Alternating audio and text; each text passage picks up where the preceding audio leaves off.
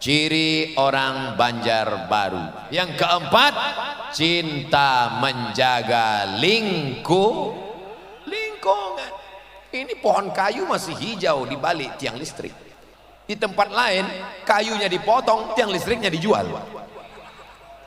Habis. Sekarang mandang ke kanan masih ada pohon hijau, mandang ke kiri masih ada pohon hijau, memandang kemari masih ada pak polisi pakai hijau. Dulu kalau orang naik pesawat, dia bercerita kepada temannya di sebelah, itulah negeriku Indonesia, untayan zamrud katulistiwa, tongkat dan batu jadi tanaman hijau. Hari ini tidak lagi hijau. Kenapa? Karena hutan sudah dipotong gundul. Yang ada di bawah hanyalah dataran pasir gurun Sahara, bekas tambang-tambang liar. Tidak lagi ditanami tanam-tanaman, reboisasi tidak ada. Akhirnya akar-akar tanah tidak lagi dapat menahan. Maka banjir bandang datang, longsor datang, hancur aspal. Tapi itu tidak terjadi di Banjarbaru. Betul? Kenapa? Karena Banjarbaru tidak punya tambang. Banjarbaru tidak punya SDA, sumber daya alam. Tapi Banjarbaru punya sumber daya manusia yang luar biasa. Kita tidak punya tambang, Ustaz. Tapi di Banjarbaru, universitas, guru besar, tuan guru, kiai, alim ulama. Kalau kamu punya emas, emas akan hilang. Kalau kamu punya perak, batu bara akan habis. Tapi kalau kau punya sumber daya manusia, sampai hari kiamat dia akan tetap kekal abadi. Mana buktinya? Mana buktinya? Tuh, itu buktinya. Ulama-ulama sudah meninggal dunia, tapi karya mereka masih dibaca. Ulama sudah tidak ada di atas dunia, sudah tidak bisa bertemu dengan kita, tapi bisa mengumpulkan orang. Lebih dari 1 juta orang bisa berkumpul. Betul apa betul? Karena memang nggak ada alternatif lain. Saya cuma nanya, betul apa betul? Betul. Ada orang hidup tidak bisa mengumpulkan orang hidup.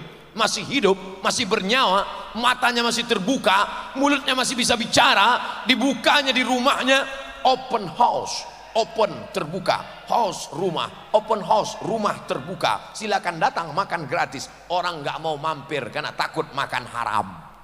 Tapi ada orang sudah lama meninggal dunia, tahun 2005, tapi masih bisa mengumpulkan umat manusia. Tidak tahu di mana ujungnya. Semua datang, orang-orang yang datang menyambut, tamu-tamu dipersilakan datang, diajak makan, sama seperti di Masjid Nabawi dan Masjidil Haram. Itu hanya terjadi di Banjarbaru. Ustadz Somad ngomong, emangnya pernah datang haul? Belum. Saya nggak tahu tanggal Masehinya tabrakan terus dengan tanggal Hijriah. Pas dilihat, waduh, saya nggak berani membatalkan jadwal, takut disumpah orang nanti mati berdiri. Insya Allah mudah-mudahan panjang umur, sehat badan, nanti nggak salah jadwal lagi insya Allah. Saya ingat-ingat itu 5 Rajab, harus ingat 5 Rajab, bukan Masehi Abdul Somad. Saudara yang dimuliakan Allah Subhanahu wa taala, maka menjaga lingkungan inilah luar biasa. Tadi Abdul Somad cerita tentang pohon kayu tetap terjaga, tetap hijau ya.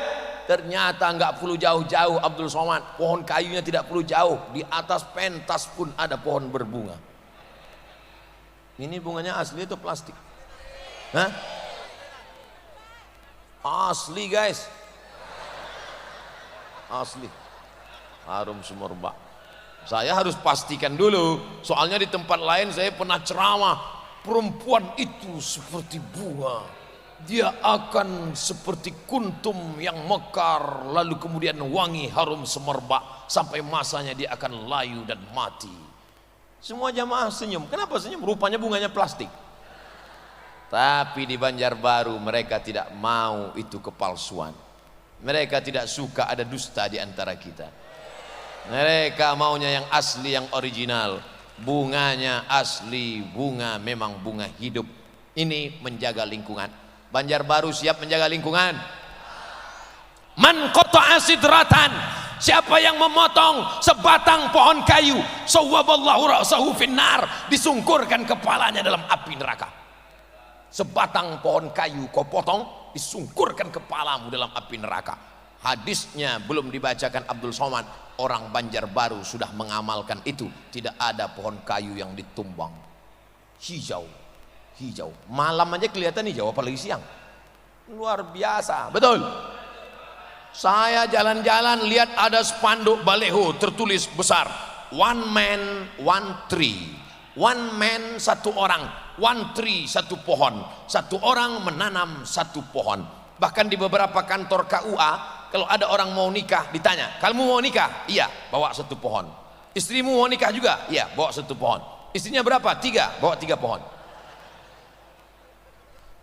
Tapi ternyata itu bukan saja slogan Departemen Kementerian Kehutanan, itu adalah ajaran Islam.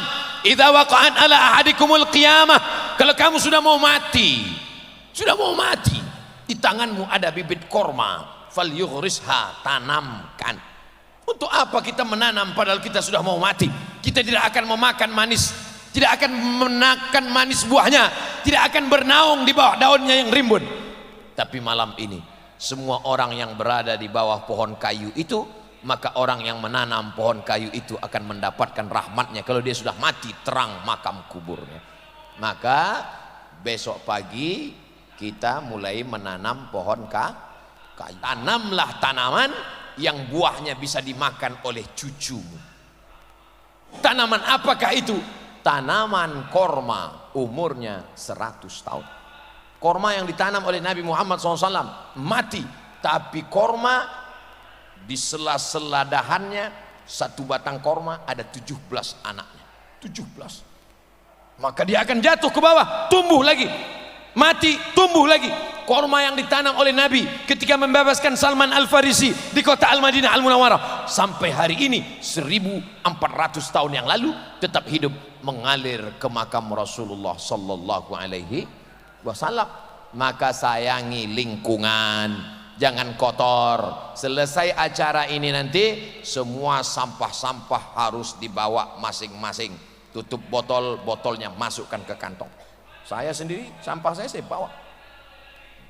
Jangan sampai besok, waduh, plastik dipoto oleh wartawan dari atas.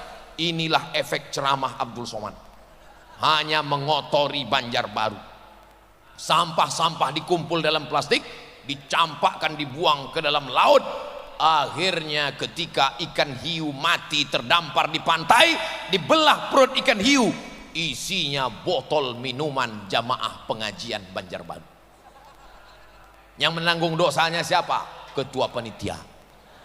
Yang menanggung dosanya siapa? Bapak wali kota yang ngundang buat acara. Yang nanggung dosanya siapa?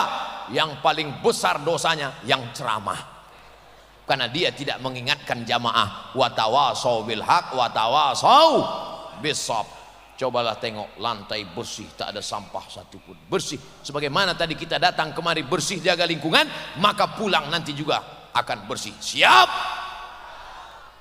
Nampaknya yang menjawab hanya 5%. Siap jaga kebersihan, siap jaga lingkungan, siap cinta kebersihan. Jangan ada dusta di antara kita. Nah, apalagi ibu-ibu, jangan sembarangan buang jarum pentol. Ini suaminya minta teh manis, mama mana teh, dilemparnya jarum pentol, masuk ke dalam. Oleh sebab itu jangan buang sampah sembarangan, apalagi sampah-sampah yang bentuknya plastik. Itu tidak hancur 100 tahun, Pak. Bentuk plastik, botol-botol kimia dibuang ke laut.